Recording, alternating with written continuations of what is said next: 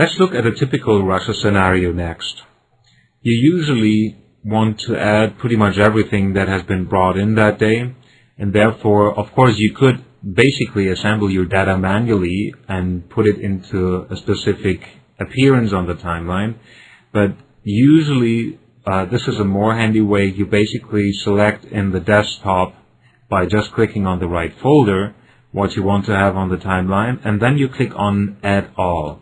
This will assemble a timeline with all content that is right now here selected on the desktop. So if I do that, I can immediately start to work. I basically close the desktop. As you can see, this has added 25 minutes worth of material at once. And of course, next step here in the rushes workflow, like we did in part 1 of this tutorial, you want to have white balance applied with the shot. So in this case, I'll go with the method of applying the shot by shot, just to show you how quick that works. If you decide to work this way, I'll basically go to the next clip, go to the next one, and yet another one. These all seem to be 5600K, so I'm fine with the preset chosen so far. This seems to be a night scene, so with this one, I'll go for the other preset in my preset store. Basically apply that, go and check the next one. That seems to be again nighttime, so I'll go with 3200, same thing here. Now this is again an outside scene. I can either decide to go with something that I know is way behind in the timeline in terms of clips. So let's say I choose something from 9 clips behind, and then again that will give me a 5600K. If you're not sure, there's always really the opportunity of saying, I'll go with the preset from the look store. That's the safe method by all means.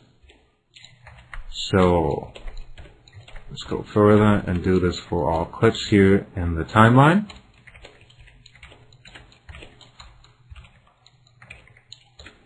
So this is it in terms of prepping the material. I'm good to go. I'll close the look store and move back to position number 1.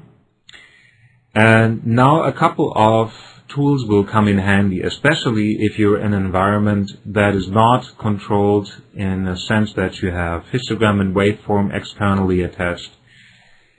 So therefore we provide a couple of helpful tools that will help you to get the picture balanced, and you can work with it analytically rather than really just judging it from what's on the screen.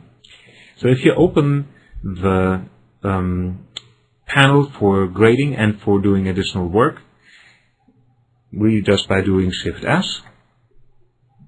That panel also includes tools such as the histogram. So if you click H on your keyboard, you'll immediately get the histogram open, which you can change in its size. So for example, you can go to the left, just click on this little icon here, and that will change the vertical size. You can also enlarge it in the other direction. That, of course, will eat up real estate on your screen. We recommend doing this if you work in a dual screen environment. You'll have 2 more tools here. If you hit W on your keyboard, that will open the waveform display. Same thing here, you can enlarge that. And the third one is a vector scope. Also again, same thing here. And all of the 3 will basically eat a lot of processing power. Be aware of that. By default, we only update it if you're on a still frame and not during playback. If you want to have an update during playback, we recommend either changing this in the settings. So you basically open the settings by either clicking here Settings or push S for Settings. And then check this out under Tools. You have the opportunity of changing the behavior of histogram and vector scope.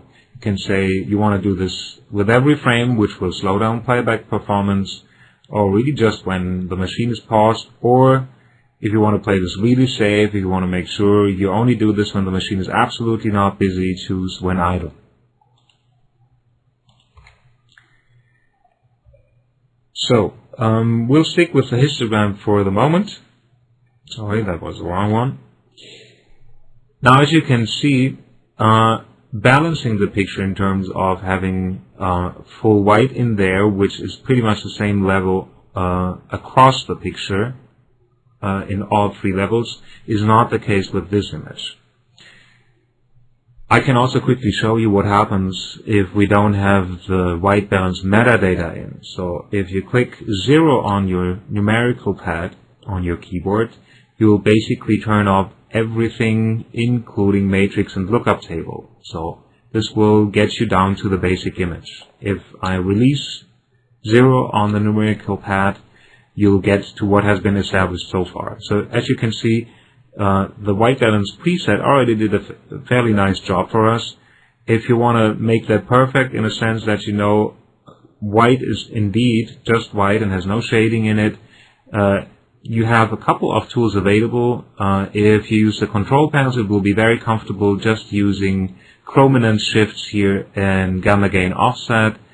A very nice and handy way of changing white balance is the temperature and the magenta slider. So with the temperature slider, you can basically offset blue versus red. So if you watch the histogram while I'm doing this, it will not move the green at all, but basically offset red against blue. So I can basically make them balanced, and can now do the same thing with the magenta slider. So this will not go red versus blue, but only green versus against the two others. So it's fairly simple to make sure that the white point is actually balanced throughout all three channels.